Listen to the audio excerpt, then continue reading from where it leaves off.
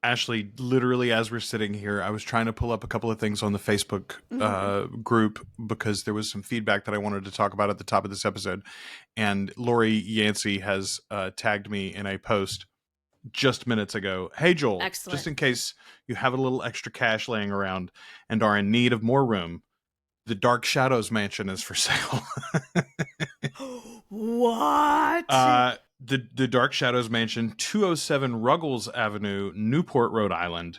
$28,500,000, built in 1925, 43,772 square feet, which, you know, it's half the size of that new ballroom we're getting at the White House. Oh, Christ. 29 bedrooms, 18 baths. I think it could hold all of my children, even, Ashley. 7.76 acres. Yeah. So much awesome in one space. In Rhode Island, eh? I was interested that, I mean, I don't, obviously they didn't shoot there, right? They shot on sets, but the exterior of the house they based it on is in Rhode Island. I was literally typing this up as you came on the call. I said, y'all should just all tell y'all's families to join the Patreon, and we'll start renting out rooms. Not a problem. Yeah. Like, you know, Patreon members can get a weekend. Yeah. Come one stay of the for the extra weekend. bedrooms. We'll have Just a very... I could give you your own wing, Ashley, on the side. That's really true. You'd have to build a really good screening room so that you could have, you know, the series running all the time. Oh my God, that's amazing. Y'all don't even know. I would make it my whole goddamn personality. Yeah, 100%. I mean, hell, let's be real though. If you buy that house, it would have to be your whole damn personality. Ain't it the truth? Ain't it the truth? Oh, they're doing Airbnb. Airbnb stays at the poltergeist house. Ew. Why would you do that to yourself? I mean, let's not act like it's not a little tempting, but I mean, that's just asking for dead bodies in the pool. Does a little girl meet me at the door and go, they're here? Oh my God. It would be so cool. No, I don't want that. I do not care for that. It's all 80s themes too. Like it's like okay, I want an Airbnb. Okay, here's the one that I do want. There was an Airbnb experience I saw once at the X Mansion, effectively. Oh, that would be very cool. They had a mansion that they had dressed like it was the X Mansion. I was like, yes, I could do that. I could stay at the McAllister's house from Home Alone. Oh, yeah. Right? Yeah, I could do that. Yeah. You could slap me in any Hobbit hole themed thing and I would be a happy gal. Listen, I'd like to visit Lestat and Louis' townhouse, like dressed up appropriately. Yeah. I would not want to spend the night there. I don't think. No. I mean,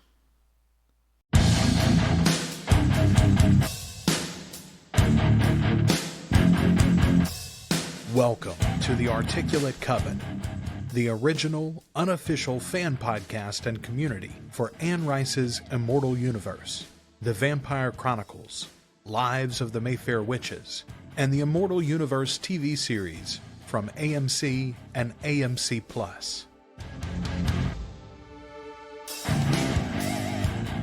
The Articulate Coven is Ashley and Joel, but it's supported by listeners just like you.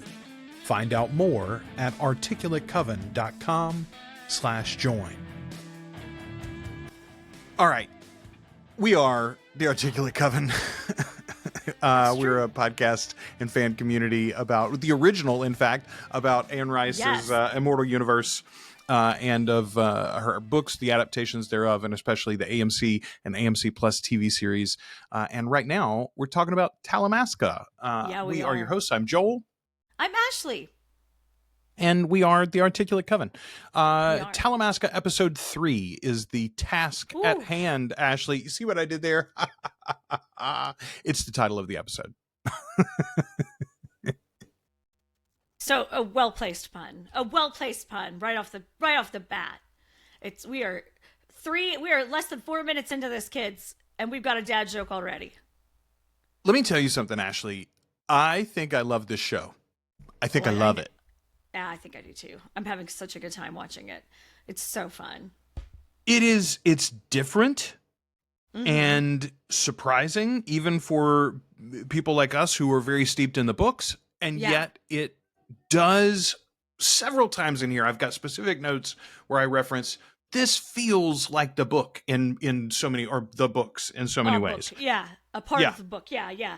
You know, I think what's really cool about it is that since it is, you know, only loosely related.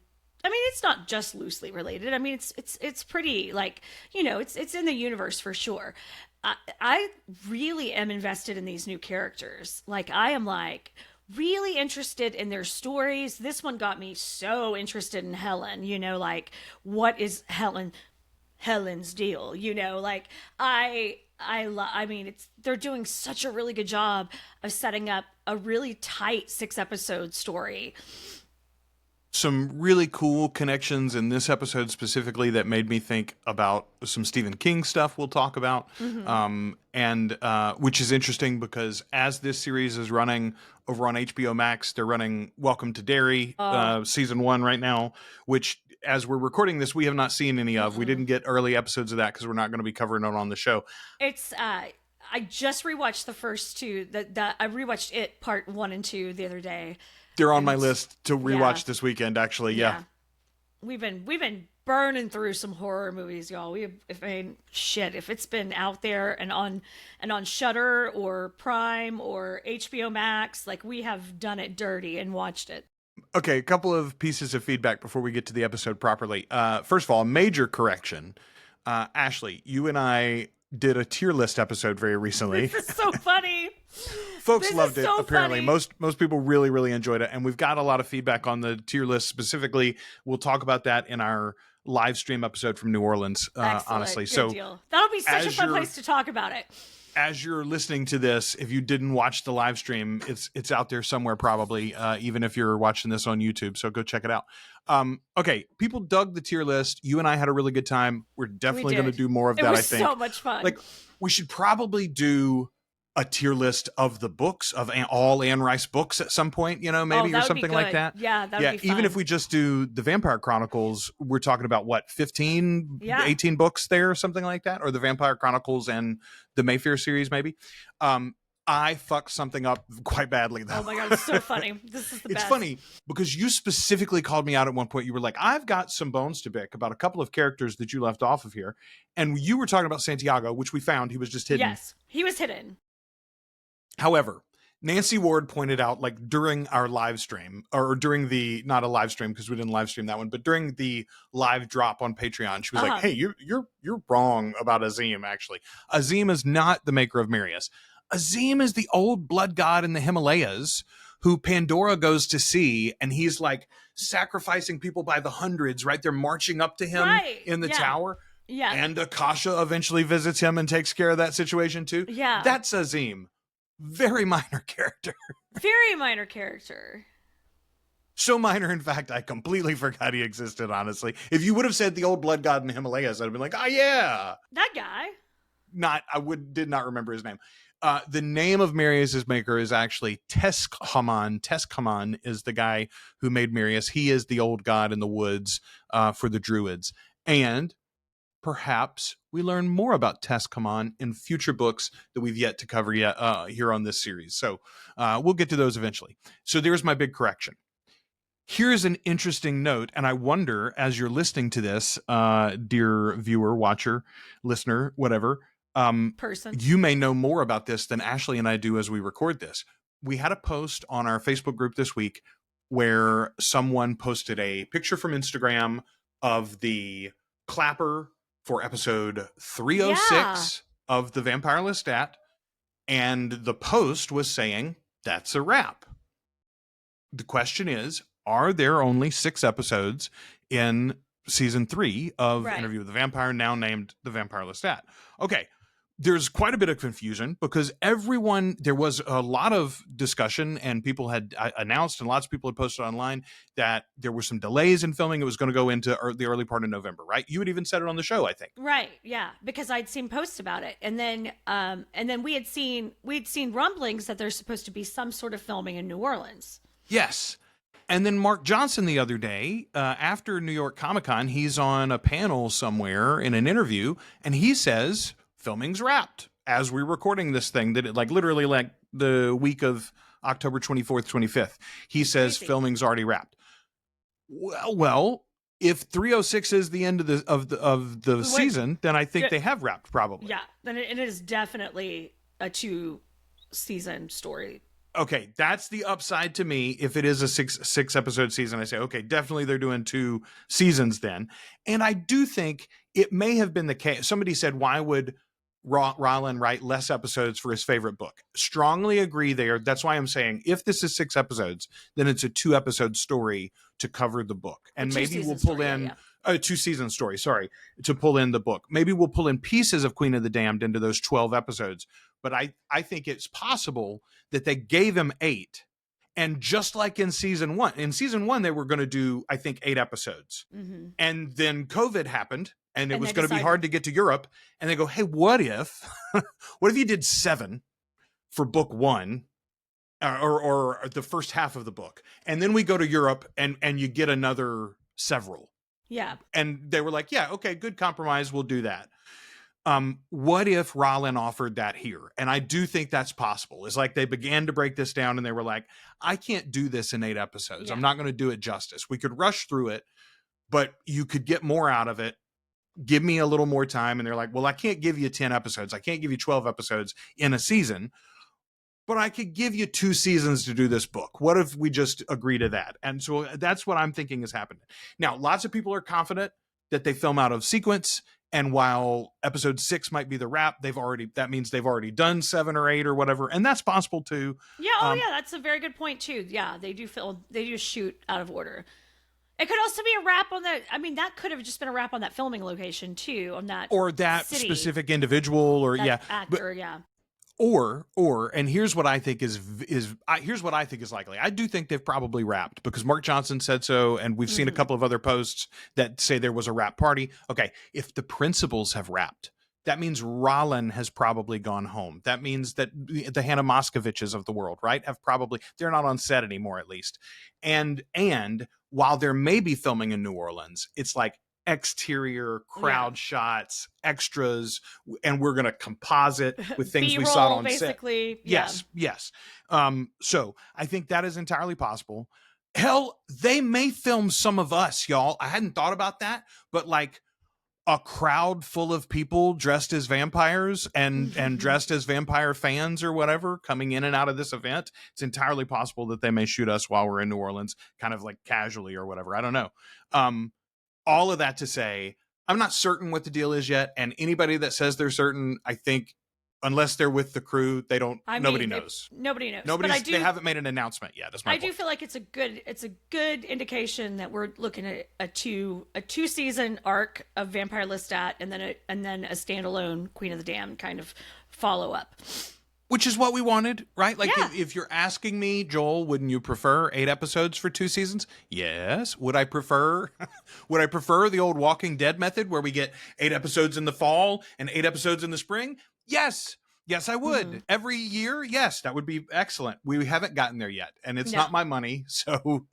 No. If we had that kind of money, we would have the estate in Rhode Island. My God. There was a window, y'all, in between the Hulu deal and the AMC deal. Ashley and I could have just bought this whole fucking thing and we could be running running it. The bankroll was not there. We don't have that bankroll, guys. As we're hearing this, not as we're recording this, but as we're hearing this, some of you may have picked these up while you were in New Orleans. This episode goes out while Ashley and I are still in New Orleans. We did our live stream sometime on the same day that you're going to be hearing this episode. Time travel is what we're doing right now, Joel. It's craziness. Listen, it's the only way this would have happened, y'all. We had a lot going on in October. I literally just got back from Disney World. I took the craziest ass trip to Disney World just now. How much fun, man. Tell me, how was the Magic Kingdom at all?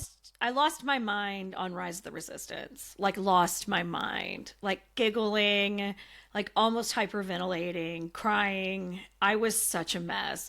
I got to pilot the Millennium Falcon one time, and I got to be a gunner another time. We rode that twice. Oh my God, we had so much fun. We ate and drank our way across the galaxy and beyond. The Millennium Falcon ride is the only time where I feel like an actual shitty Disney adult, because I will get on with strangers and a child is piloting that Millennium Falcon, and I'm like, follow the train! Follow the train! Also, now I'm sick. Like, now I'm going to be woozy for the next 30 minutes. Yeah, if you're on there with a bad pilot, it is a rough effing ride. So, yeah, we've experienced that our first. We crashed a lot. I was like, can I not ride these rides in my 40s? Can I not do this anymore? I was terrified. No, you just got to be in the driver's seat. Yeah. You just got to be in the driver's seat. All right. Let's talk about this episode. Let's talk about this effing Talamaska episode 3. The task at hand. The task at hand. Okay, for a minute, here's a little behind the curtains. Ashley and I are getting these episodes early. Ta-da! That's how and we've talked about this vaguely, but that's how we're doing this recording early. I don't know if you've had this problem, Ashley, but several times I have had a problem where either the language or the caption setting was not what I wanted it to be when I'm trying to watch an episode. Mm-hmm. Okay, so this episode starts, and I spent 5 good minutes trying to change my language from German. It's like, why are they speaking German? First of all, I don't think they were speaking German. I think they were speaking Dutch, probably, right? That probably makes more sense, actually. Now that you mention it. We got all the way through the end of that first scene before I was finally satisfied and went, okay, no, I think I'm watching it correctly. They were speaking Dutch because they were in Amsterdam. This is a great opening scene, though. Okay, so really first of all, great.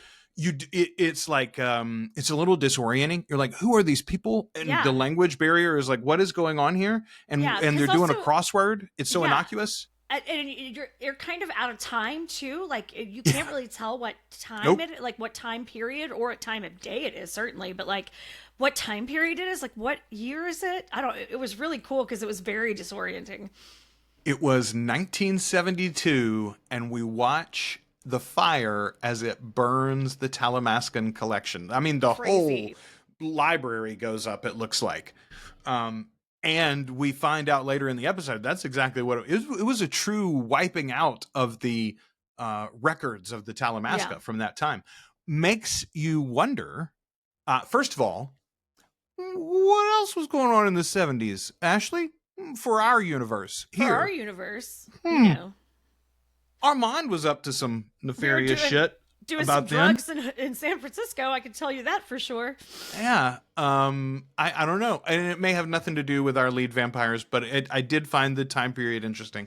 And then the other thing that makes me wonder, we've heard already that the Talamaska in this show seems to run with a little more autonomy from Mother House to Mother House than the book Talamaska does. Amsterdam runs shit. Now, you have local directors and they can get up to some secrecy and they do have autonomy to a degree, but it's like Amsterdam comes and takes care of stuff on a regular basis in the books. You need Amsterdam to deal with all the characters that end up fucking a Mayfair.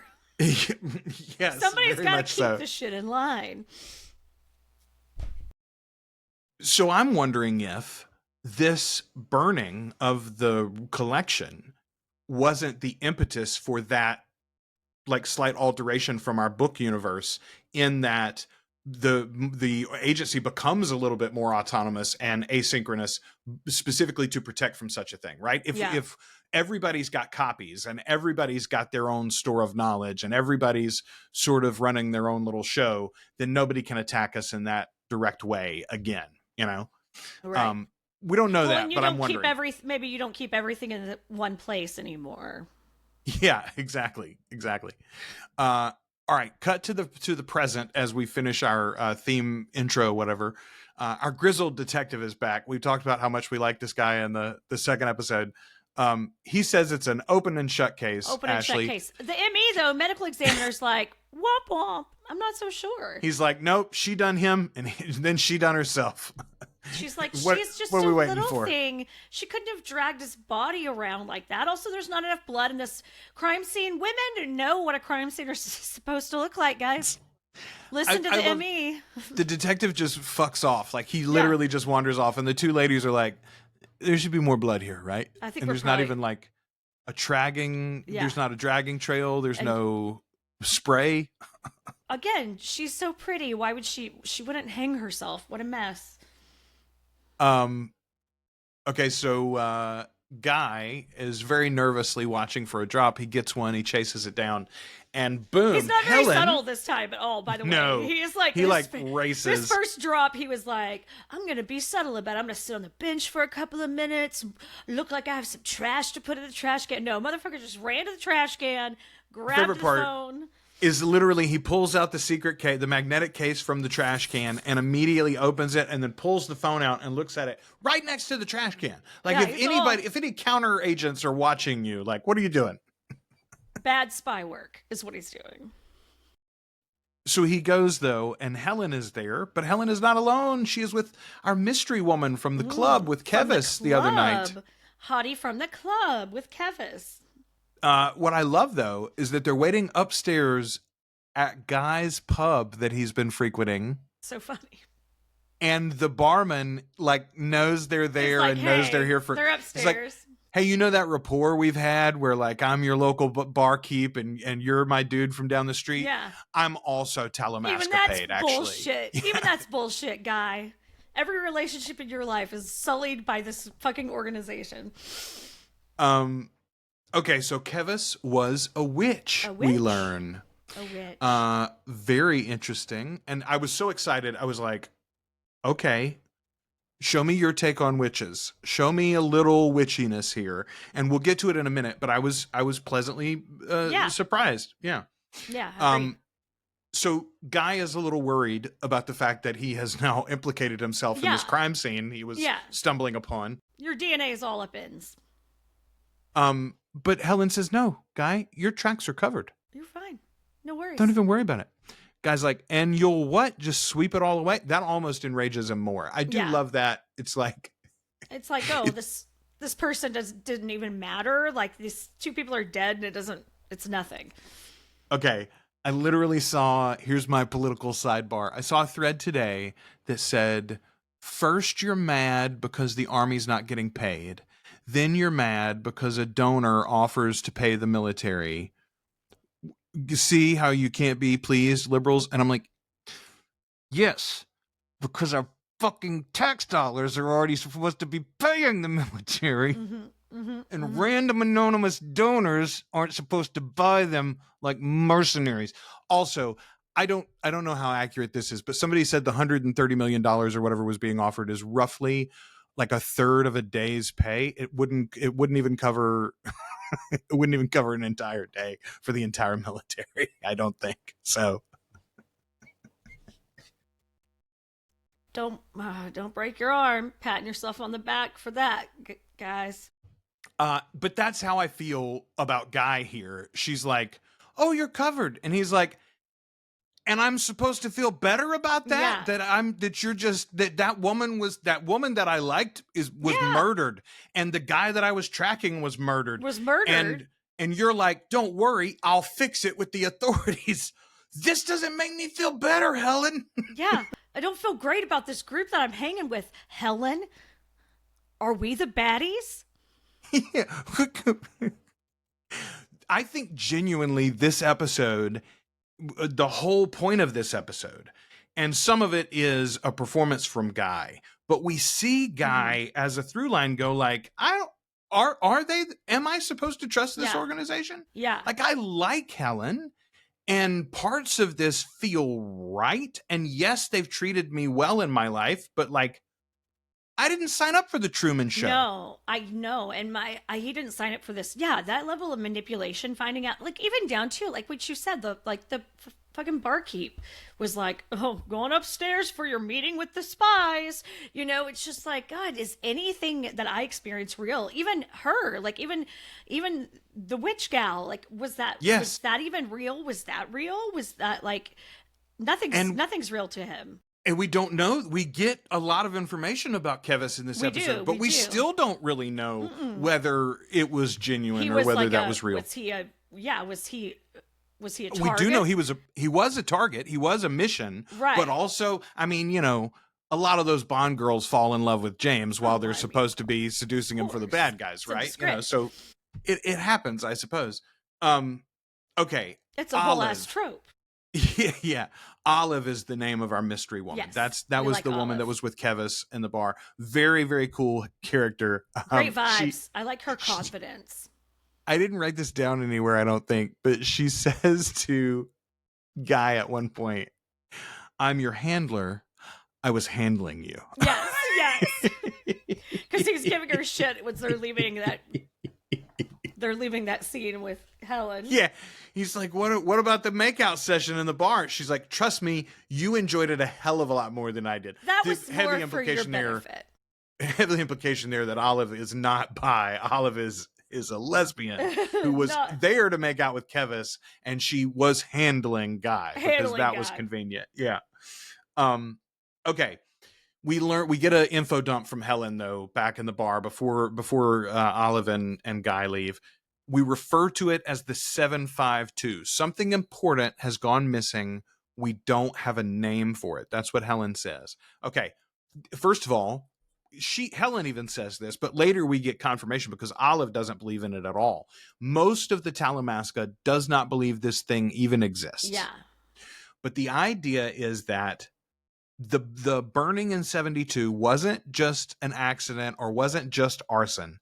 It was in fact a targeted extrication effectively of information. Someone got the info, created an artifact of some sort that is like the closest thing that I could think of was Rosetta Stone kind of thing. Okay, kind of the Rosetta Stone, but I was thinking in the Man of Steel movie, which I don't really love, but there's the idea that there's like a Krypton codex. And yeah. So like, and Kal-El has it in his DNA or something, I think. But it contains basically everything, all the knowledge of Krypton, and also like DNA that you could make other Kryptonians maybe even or something in that case. Anyway, it's the unobtainium of this. It is the MacGuffin of this series. We're looking for this item that may be a complete capture and copy of everything that was destroyed in 72. Yeah. Or it could just be nothing. Maybe it's nothing. But maybe it's this witch's scrapbook. You know, man. Do you want this boat or do you want this mystery box? Oh, mystery box, it could be anything. Even a boat. You know how much we want one of those. Yeah, I mean, that's like, anyway, for Helen, this is everything. And I wonder, would it be everything for her if she didn't actively think somebody else was targeting it? She thinks she's trying to protect it and not necessarily like, she's like, this should be in a museum, effectively. Yeah. I doesn't feel like she's pursuing it for her own like knowledge and power. It feels like she's pursuing it to keep it secret, keep it safe kind of thing. Yes, exactly. Ashley, you could have pushed me over with a feather when Mr. Checkers showed back up. So Mr. Checkers was our lower level security employee who got bamboozled in the first episode, or in the second episode we heard about it, but he had been messed up by what was her name? Not Adelaide. Soledad. He's going to Jakarta. Joel, he's getting a promotion. Y'all, you got to speak truth to power, Ashley. If you're shitty at your job and you get a big promotion where your place of business doesn't even have a home office, like that's not good. You're shitty at your job, sort of, first of all. Then you call out the secret masked head of your organization who's taken it over and said, I know about your nefarious deeds. And then they give you a promotion to a secret location where nobody else knows you even have an office. Yeah. I was like, this dude's going to have it in bad, and is immediately kidnapped, thrown into the black unmarked van or whatever. I will say, that's a part of fiction that I don't want right now, actually. Like, is the grabbing and the shoving into vans. Yeah. I was immediately like, too real. I can't even enjoy it when I kind of wanted to see Mr. Checkers abducted in this case, but still, it's not fun. All right. So Helen says that more than a millennium of knowledge went up in smoke, unless it didn't. And they specifically give the date of the founding is 752, right? Yes. Yeah. I love that. That makes perfect sense. So Archie was tracking it previously, or at least Helen believes that he was. And that led him to Kevis, which is why they ended up together. And Guy's like, okay, so and then who came and killed both of them? Helen finds in this episode, she sees She's got those autopsy photos. Yeah, she gets the autopsy photos from Olive, and we see the teeth marks, the fang marks. However, Jasper very specifically says in this episode that he didn't do it. And we think he's probably telling the truth there, because if he did, he would have the artifact, right? Well, he would have what Kevin said. Yeah, he says he knows who has it, so. Yeah. Anyway, layers on layers of mystery here. And again, it circles back to who do you trust? I mean, Jasper seems like a real schmuck, a lovable schmuck maybe, but a schmuck. And Helen seems kind, except also she's like a Charles Xavier. Like, okay, what parts of your brain have you locked off because you committed atrocities in there? Exactly. And you've hidden it all from us, you know? Yeah. And what's your end game? Because you can't just be doing this for the good of the organization. Yeah, no. Although I do like the way that she says things, man. Helen is so much fun. Yeah, I enjoy this character a lot. Okay, Olive mentions to Guy, they're talking about Helen, and she says, hey, I don't believe in the 752. However, she knows things that I don't, and she's read into things I'm not. Okay, I was like, yeah, read into is great spy terminology. That's great, like top secret, confidential, whatever. For your eyes level only clearance kind of stuff. Yeah. Yeah. But it's not one of the obvious ones, I feel like. Like, it's not a secret gadget. It's not even super sexy, right? What we're talking about is paperwork. Right. However, it does make this feel like real world spy stuff. Yeah, it does. They've really created a fun world of spycraft, and it's really great. Man, there are 2 lines in this episode, Ashley, that I think, boy, this show is so close to Interview quality as compared to Mayfair quality. Right. This one in particular, it comes right here. If you want someone to believe a lie, all you have to do is tell it to them over and over and over.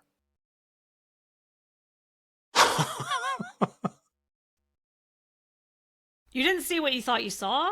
That wasn't what you saw. You didn't see what you thought you saw. You thought you Ronald saw Reagan it. never said that. The Canadians used AI to make Ronald Reagan say that, Ashley. I've solved 15 wars. It's like 20 wars now. 25 wars. No other president ever solved a single war. No one's ever done that. I solved 150 wars. Your medication prices are down 3,000%. Oh my God. You're getting paid to do drugs now, America. Is anybody I know getting paid to do prescription drugs? Because that sure would be Not nice. over here. Not over here. You could pay me to continue to take my birth control until the end of time. I've got a short list of substances I would very happily accept money for. Anyway, boy, that's good writing. We drift away. Yes, that's good writing. That's very good writing. Yeah. And first of all, it's incredibly story specific, and it is valid to the moment and there, but also like, hey, this TV show is about something. Like, think about this for a minute. Right. Listen to what we're saying. We're saying it might be a deeper message. There might be a deeper. I mean, this was one of those. There's another one later in the episode that I can't wait to get to, but it's not the same level to me. And part of it is because I don't love these characters like I love Lestat. But when Lestat goes into the balcony in season 2 of Interview and attacks the homophobe, right? With words so and great. Logic and reasoning and So a little great. threat. So that great. was that. It's like, hey, this show's about something, asshole. Like, yeah, we're doing fun, cool stuff with vampires, but like, think about this for a minute. Yeah. Anyway, I like it when entertainment can be art. We enjoy it very much, and when it's timely and important, it's even better. So Olive tells Guy to go get some sleep, so of course he goes straight back to the crime scene. Yeah, because that's also like, if you don't, I guess he was told you're fine. Yeah. They're not going to come after you for this crime, so he was like, well, I guess might as well go in there and fuck around a little bit more. Yeah, I'll go right in there, break the lock, rip the tape down. God, subtle guy. Okay, so the law firm douchebag checks in suddenly on his Yes. cell phone and offers to help do anything. I thought this was interesting. He says, I'll do anything to make this job the best fit. Let me know if I can do anything to make this job. If you need money, if you need more time, you call me anytime. Okay, this is one of those moments that I was talking about earlier where this isn't from the book, but this feels like the book. Mhm. Okay, over and over and over again, we get examples in the books where Talamaska agents have options, most of them, right? Like I started to say something when I was thinking about this, I was like Merrick. And then I went, okay, Merrick was like an ill-tempered, drunk orphan, effectively raised by Yeah. her grandma, also with like a massive amount of power who even the Talamaska couldn't contain in the end. Yeah. Okay, maybe she's a bad example. But like David was wealthy Mhm. and had Thor. I think he was maybe even lower level nobility or whatever of some sort. Like he was a duke or something. Maybe I He can't remember. certainly didn't have to be part of this organization. He was set the up elite. well. Yeah. And even with your mental powers or whatever, or your psychic abilities or whatever it is, it's like, hey, that's an advantage in the real world if people don't know about it and you're not trying to fight other psychics. You know? But even once they're Talamaska agents, so many of these characters that we get to know in the books, it's like, hey, you could just hang out in the library with the giant fireplace Yeah. and translate old documents. But it's because what they're studying is so fucking interesting. Like, I'm sorry, they're not studying like hemoglobin, like I'm sure people that are into hemoglobin are so into it, but like but let me tell you about it. let me tell you about it. Ashley, you don't understand. But you're studying something that's seductive and also not, you've been told over and over that these things aren't real, like, I don't know. It's interesting. I mean, so this is my note. I said, hell, even join the agency, but like, you don't have to actually go chase vampires on the streets. Like, that's how you die. You're going to go accuse the Mayfairs of nefarious deeds at their house? At their house? That's how you end up rolled up in a rug for a century, sir. Yeah, that's how you end up in a rug in the attic. You end up a postscript in someone else's story. And that was the end of that guy. So Guy goes to Kevis's, I guess it's a wake, a witchy wake. They're having a ceremony for her. So Helen had mentioned earlier that she's a member of Coven and where they were holding the ceremony for her. So he goes down there. Okay, I am not that witchy. I don't really know anything about Wicca or the occult at all, really. But that altar looks fairly accurate to me. There's wine, there's candles, a picture of her, some sage on the corner, it looked like. Lovely. Yeah, I dig it. A lovely little altar. Okay, it's a little further down. Yeah, it's when the cop comes. That's the other line. Okay, the cop comes to visit him later. We'll get there in a second. So Doris comes to talk to Guy. He decides he's like, I'm really not. They've let him come in to say his respects, but he's like, I'm not. I'm out of place. This was a bad idea. He goes to leave. Thing, yeah. Yeah. So Doris chases him down. It's weird that he even knows about it. I'm sure that Doris goes to come chase him down and tells him she knows what he's up to. Yes, exactly. But Doris says about Kevis, she says she didn't usually trust your ilk, meaning the Talamaska. None of us do, but she really did like you. So there's our first, and we get this, I think, twice, that she genuinely was interested in you. She cared about you. I think Doris even says she called you a catch. Yeah. But we also get this line that none of us do generally trust your ilk, meaning the Talamaska. Yeah. So there we go. We know and doesn't she say later that Kevis wasn't always a great judge of character? Yeah, she kind of gives him like a underhanded compliment. Yeah. She called you a catch, but she wasn't always a great judge of character. Well, and even one of the other witches, when he first shows up, she says, they say, oh, this was a friend of Kevis's. And the one witch goes, oh, yeah, just her kind of friend. Yeah, looks like her type of friend there. Meaning, I think Kevis, well, we even hear Kevis was specifically a witch with seduction powers. Yeah, and they used her to get information. Which, I mean, it shows you that the Talamaska is not the only agency that uses these people, right? The skill set, yeah. You know, Yeah. well, I mean, and you as a if you have a certain set of skills like Liam Neeson, then you would like to use those skills when it's a useful time to use them. I have a certain set of skills. Okay, the Talamaska can't be trusted, Doris says. Just look at what happened to Soledad Marcel. Who the hell is Soledad Marcel? Guy says. Got no idea. Okay, help me here. Helen is looking at a file. She's tracking somebody. Is it Surrey? She's headed to Surrey? Is that the town that she's going to? I was trying to read everything, and it looks like that's the closest thing that it made any like. sense to you? Yeah, that's what I got to. my brain turned it into, was Surrey. Yeah. And then we cut to Mr. Owen. Mr. Owen's coming to talk to Jasper at the London Mother House. And he tells Jasper that they've got to cut it out. He says, Amsterdam's really going to get serious about everything that we're spending here. We're causing too many waves. And Jasper says, do you enjoy looking over your shoulder, waiting for Amsterdam to come and finger fuck you? Finger fuck you.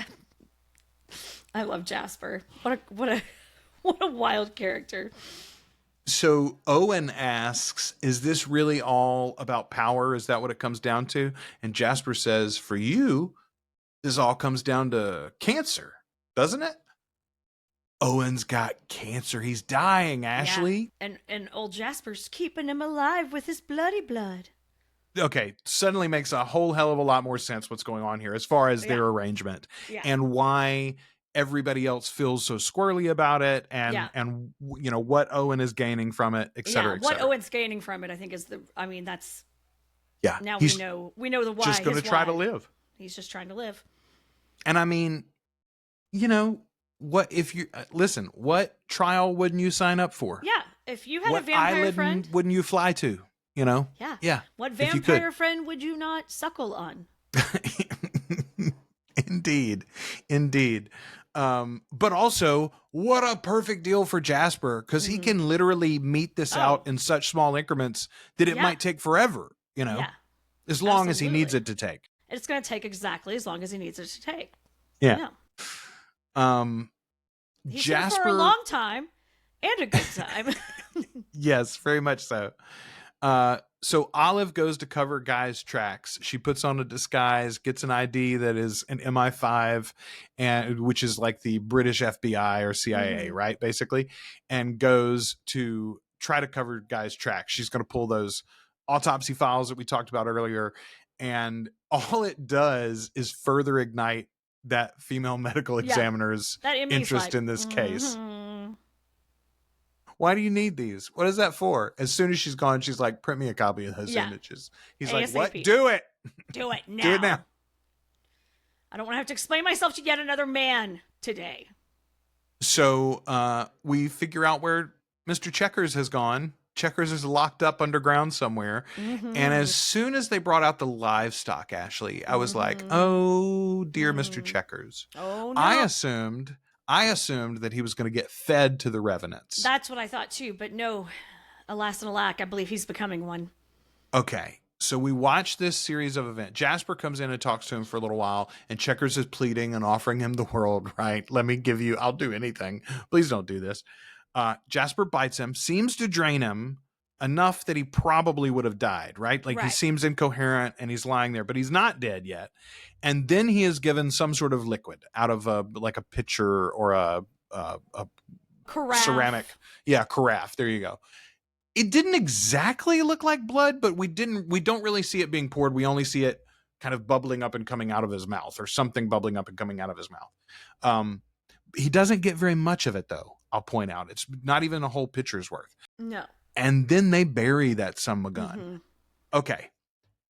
And I think we mentioned this last episode, but the teasers for this show that came out even before the premiere, so we're not spoiling anything here. No. They have been defining revenants as half-baked.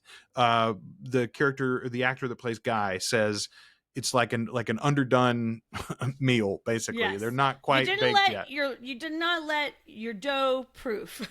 Yeah. And again, that's not it's not exactly how Anne describes them in the books, although she gives so little information about why they are or how they are. That's just that sometimes it happens. Yeah, this is really interesting though. Somebody making them on purpose, which is Yeah. I figured was definitely what was going on. But I think you can squint and this makes perfect sense based on the books, though. Yeah. Unlike almost anything in Mayfair, right? Yeah, no, I totally agree. This is to me like, oh shit, this is how this happened. This is how you ended up with, it's somebody that a vampire didn't quite finish off the way they should have, and then circumstances allowed them to drink or something, and then right. they weren't quite dead properly, or didn't quite get enough blood. Yeah. Or so you end up in this like Also, it's especially easy to imagine if they also end up telling us that there's some sort of magic involved, right? Like Merrick was able to enchant in the novels David and Louis specifically, literally hexed them and drew them to her with spells. Okay. Well, if they can affect the undead, if they can affect vampires, if spells can affect vampires, then a vampire could do a spell, right? And affect other undead or half undead creatures. So all of this control that Jasper is exerting on these revenants suddenly begins to make a little bit more sense. Yeah, and again, it's even if it's not spell, even if it's just a blood, even if it's the want of his blood, like they know that they want his blood because maybe it could fix them, so he has control over them, Yes. And yeah, anyway, this is how you send things slightly askew from what the book expectations might be without making us go, where'd you come up with that? Where the fuck did this come from? Yeah, this is clearly, this is in the pages of the books. It's just done in a very different way, and I really like it. So Helen has a childhood flashback once she gets to the place in Surrey or wherever she is here out in the countryside. I love her outfit that she's wearing in the modern day when she's walking around the place, by the way. It's like, it's just like a hoodie, it looks like. Yeah. But there's like a long peacoat on over that. It's such a cool look for her, too. She's very cool. She is very cool.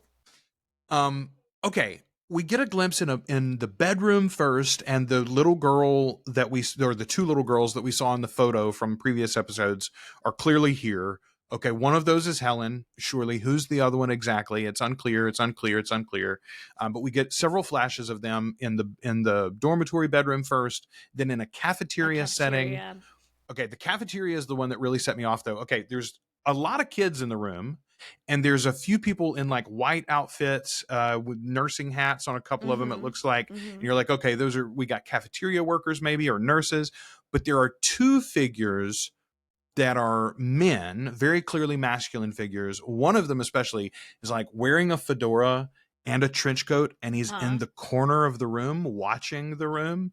It was very unsettling to me. And then we see those same sort of like, you don't see their faces, behatted men, when they're driving her away when they're in taking a little her bit. Away. Yeah. Yes. It's very Men in Black, right? Yeah. It's like, the X-Files did a lot of this too, right? It's the cigarette smoking man, right? Yeah. Anyway, I don't, and we hear her lay out for Guy just a little bit later. This is a Talamaska facility. She was raised in a Talamaska orphanage, effectively. Okay. I haven't read this novel yet. Have you read The Institute by Stephen King? I haven't read that yet. Okay. I think, and I could be wrong, reader, followers, whatever, correct me in the comments. I think The Institute is connected in some way to The Shop from his books, which is like the government organization where Firestarter was created. Yeah. It's also, they're the people that make the Super Flu and the Stand. And they're connected to a lot of nefarious. They're the X-Files agency basically for the Stephen King universe. And they work for the American government, but not really. The American government works for them, right? Okay. I think the Institute novel is basically an orphanage for the Shop. I think from what I've read of the back. Anyway, that's the feeling I get from this, right? Even Helen doesn't really know what they were supposed to be doing here. No, or why she was sent away.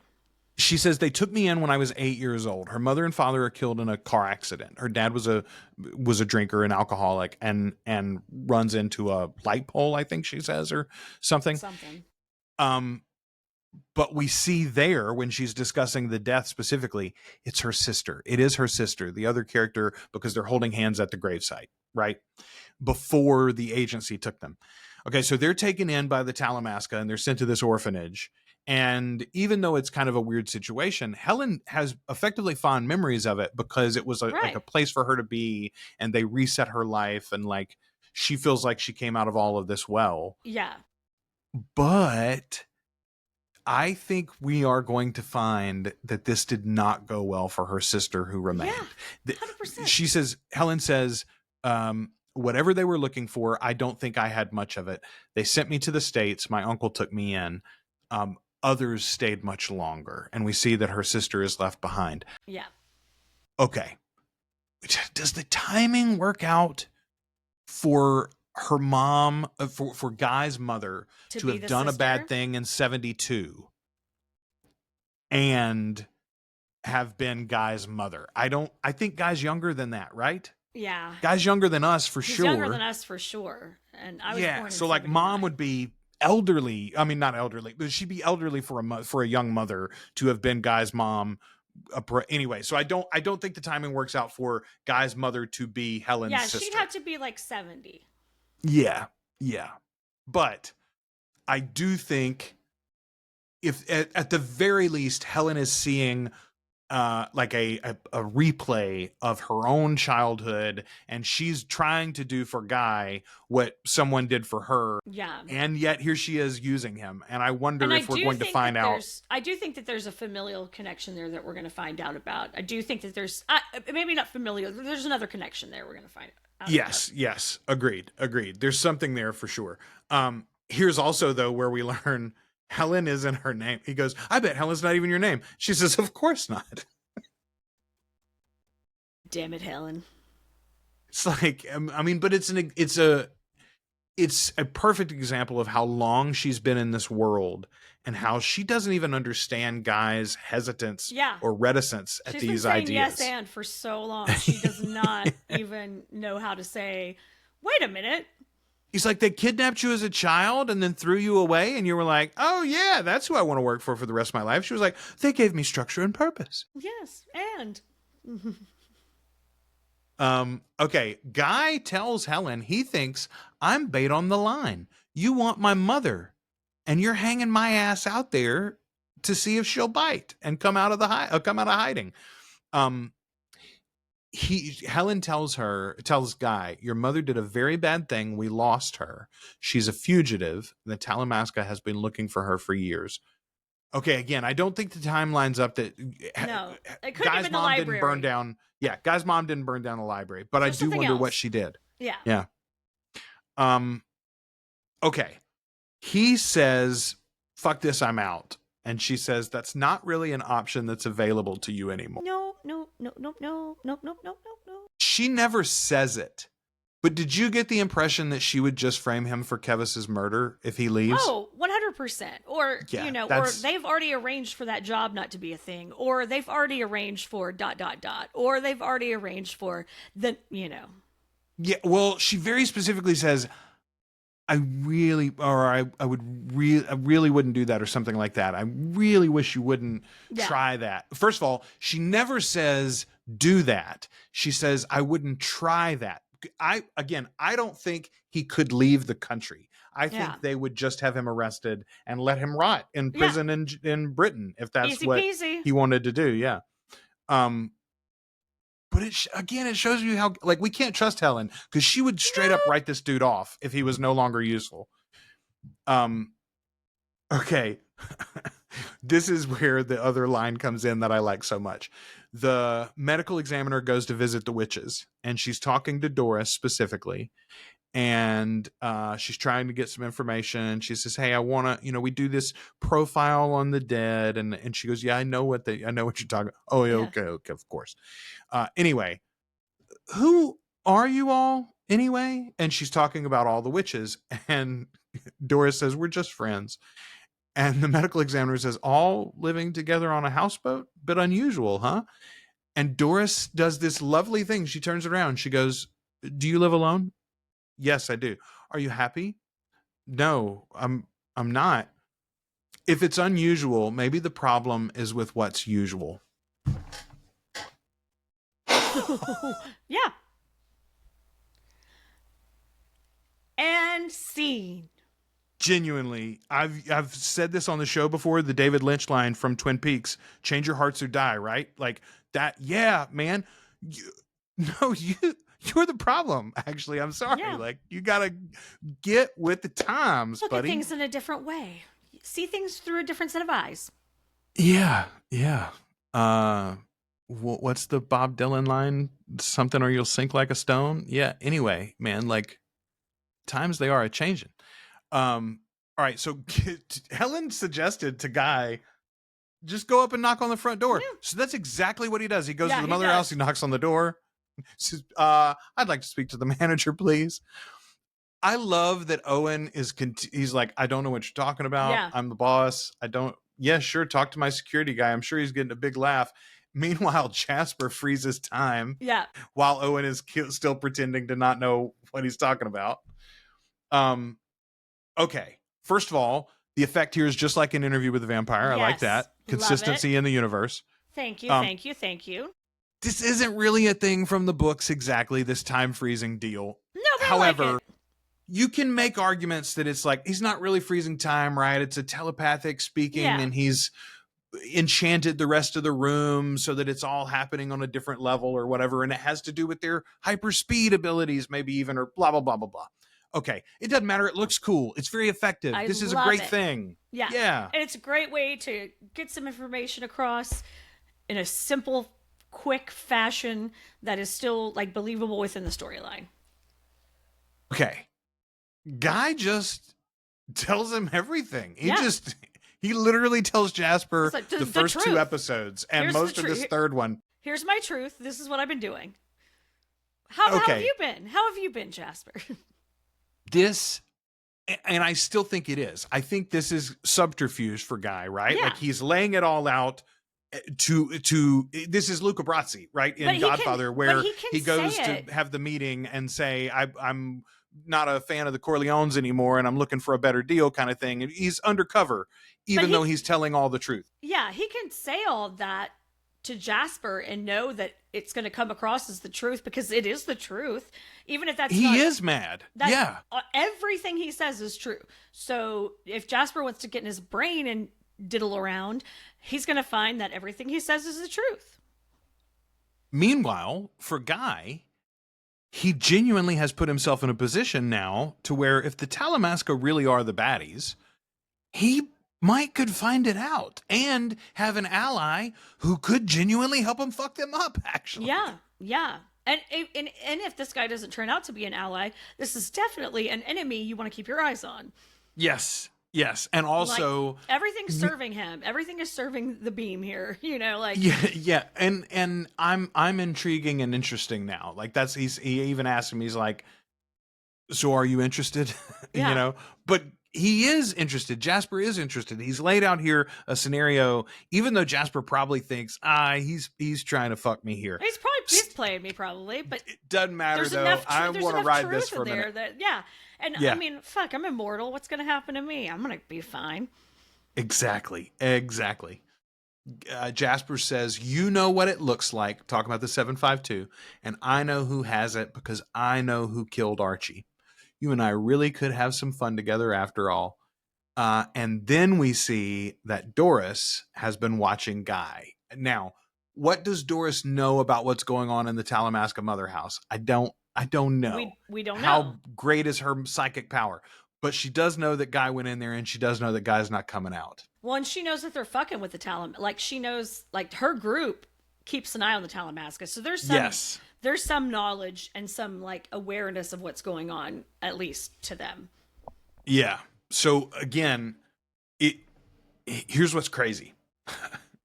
What if this witch storyline in Talamaska is giving us the beginnings of a soft reboot for Mayfair? I don't want to sound like such a fucking optimist, Ashley, but I'm going to be for just a minute. We do know that they're going to Salem, right? They've already said they're going to bring in other witch families. Okay. Well, they're laying out for us what other covens are like. Like, maybe they'll Yeah. do some interesting witch shit. It's not going to be Mayfair witches. It's not. Yeah. That's not it. We're ship not has doing those sailed. books. Yeah.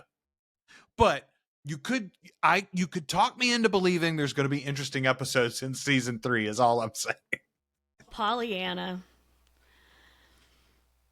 Oh. Fool me once, shame on you. Fool me twice. Fool me. You can't fool me again. Can't fool me again. That's not true for me. You can fool me all the fucking times you want to, Yep. apparently. Yep, you're here for it. And I'm right behind you. I'm just going to be more skeptical along Oh, the way. man. Okay, I was scrolling through here real quick as we wrap up. I do want to tell you, if you have not listened or watched our live stream from New Orleans, that should be available somewhere for you if you're watching this, either on Patreon if you're a patron, on YouTube if you are not.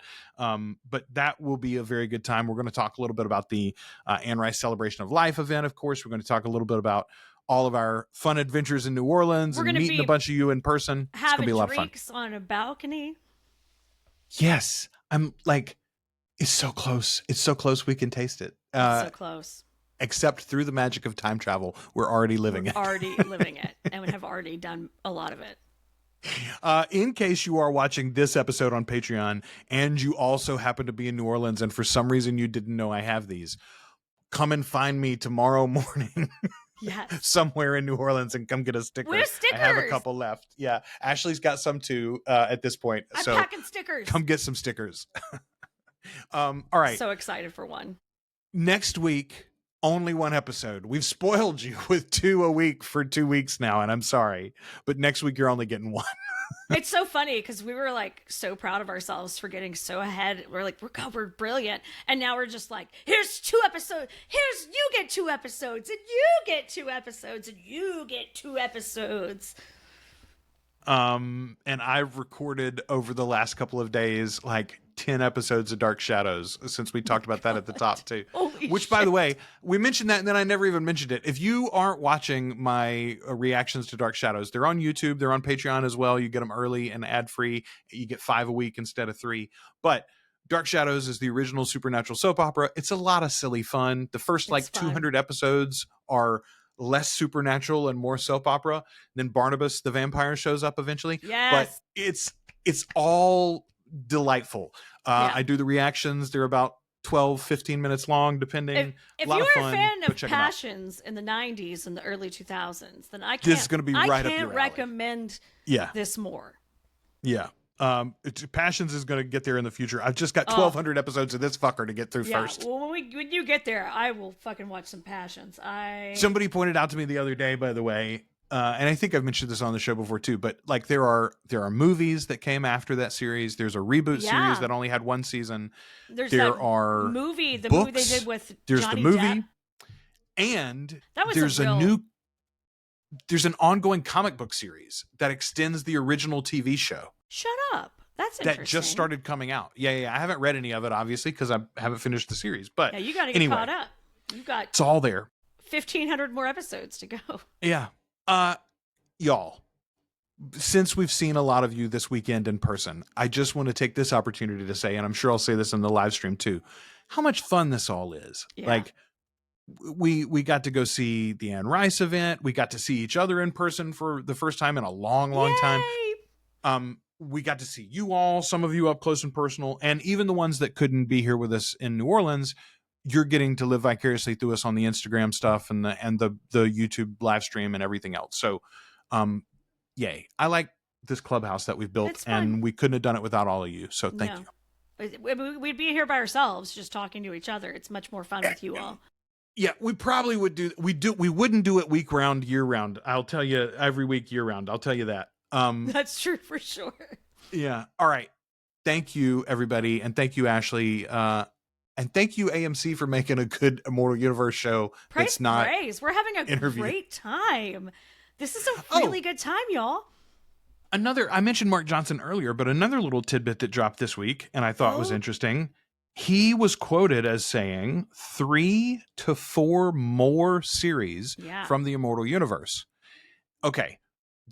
I can't imagine 3 or 4 more entire brands. I could imagine just like we're doing right now, we've renamed Interview with the Vampire to the Vampire Lestat. We do that for, let's say, 2 years, 2 seasons. Okay, now let's do maybe 2 or even 3 of Queen of the Damned.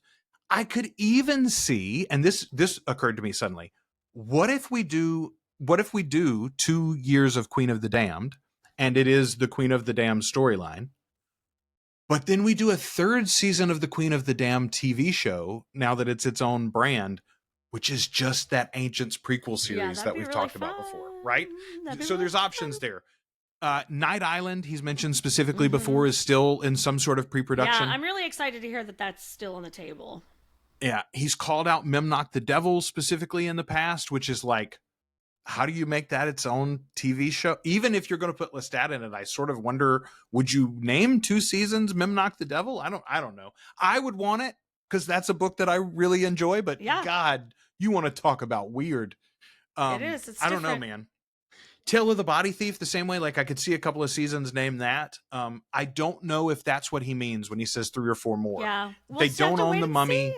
They don't own They all don't of it. own the Wolf books, you know, so like, I don't know, but that's what he says is out there. And literally he says, I call up AMC about every 6 months or so and go, you ready for another one?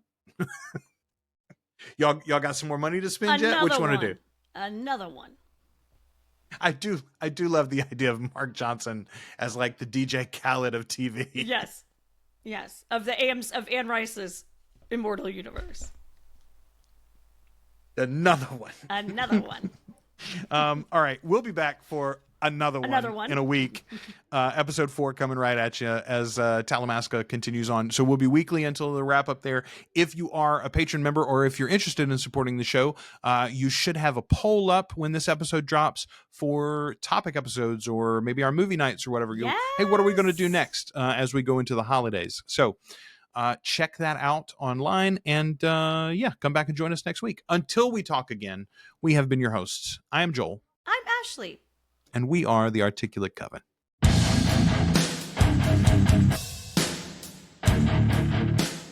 Thank you for sharing this time with the Articulate Coven. Support the show as either a free or paid member at articulatecoven.com/join. You can also find us on YouTube, Spotify, and wherever you listen to podcasts. Find more from the Coven with our sister show, Flan Again, covering the works of Mike Flanagan.